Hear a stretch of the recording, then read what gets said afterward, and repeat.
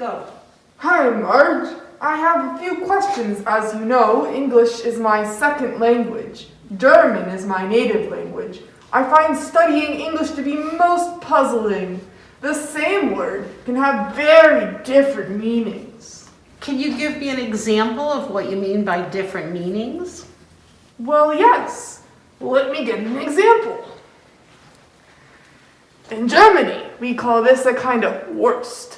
Here, this is called a frank, as in Franken beans. Oh, and my brother's name is Frank, but that's a proper noun and it's capitalized. But the other day, when I was describing something, the person told me to be frank. That doesn't make sense. What they meant by being frank is to be open, sincere, and honest in your assessment. Well, I'll be frank in giving you this wurst. Well, I don't want to confuse you further, but this is also called a hot dog, which is not to be confused with an extremely warm and humid summer day when I am a hot dog. And I have yet another example. We have pickles in Germany. We call them Eisgurke. In English, this pickle is a pickle. But my friend Sam said that he was in a pickle. That doesn't make sense. He's too big.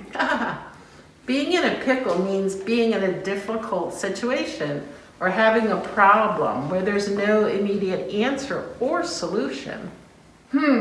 I see. I'll get another example.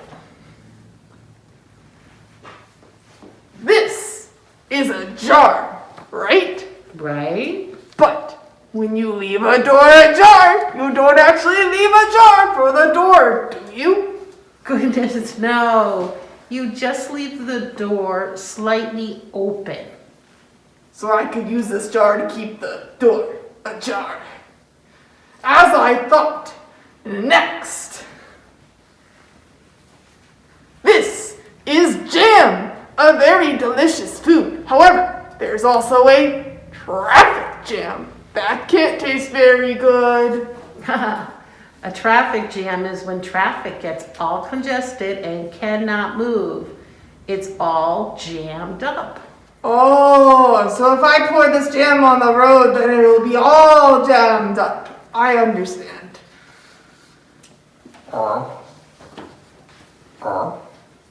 Don't forget about the word frog. I happen to be a splendid example of a frog. A frog is a very important amphibian. The inspiration for Kermit, the star of the Muppet movie,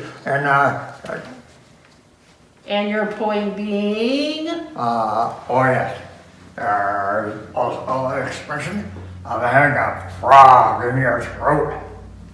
Believe me, I do not make a habit of jumping into people's throats. I actually know what that expression means. It's when you go to speak and your voice makes a croaking sound. Exactly.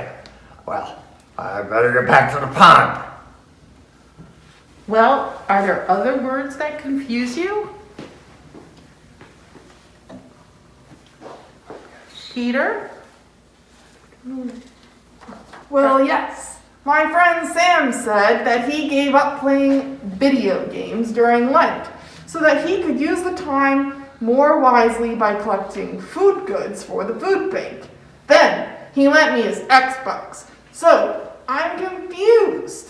Is he doing this because he lent me his computer? I can explain that. This is another example of a capitalized proper noun. We call Lent the 6 weeks prior period to Easter, when people of the Christian faith prepare for the resurrection of Jesus on Easter Sunday. It's based on the 40 days Jesus spent meditating and fasting in the desert before he began his public ministry. Lent is a time to really think about what your faith means and a time to get in touch with a better angel within yourself. Your friend Sam realized he was spending too much time just playing games. Collecting food for the food pantry is a much wiser use of his time. I agree. Thanks for explaining the meaning of Lent, the kind spelled with a capital L. In German, we use the word Fastenzeit. It means a time of fasting, which must be the same period of time as what you call Lent. However, instead of fasting, I like the idea of performing service. I think that I'll go and find Sam and help him collect canned goods. Great idea! I'll join you too.